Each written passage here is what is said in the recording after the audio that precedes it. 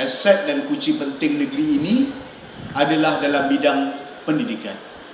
Kerana pendidikan perlu untuk membekalkan manusia, melatih dan membentuk sumber daya manusia, membentuk modal insan yang meneruskan negeri ini, sama ada dalam kepimpinan, dalam menerajui pekerjaan, dalam meneruskan kehidupan di muka bumi di negeri Selangor ini, yang alhamdulillah terus mencatatkan kejayaan demi kejayaan.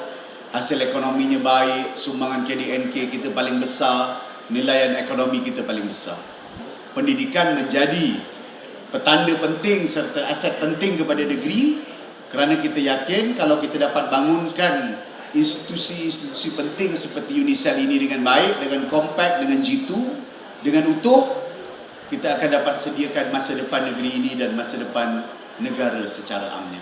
Kita dalam usaha sekarang membentuk dan memperkasakan UNICEF yang kita sedang rangka dan susun, nak jadikan UNICEF sebagai kunci kepada kejayaan masa depan, sediakan sumber manusia yang berkualiti pada masa depan, dan insya-Allah saya percaya dengan kepimpinan Profesor Dr. Hassan Basri dan juga rakan-rakan yang telah lama baru bersama-sama dengan UNICEF dan pelajarnya, kita satu hari nanti boleh menjadi universiti terbaik di Malaysia dan juga di negeri Selangor, insya-Allah.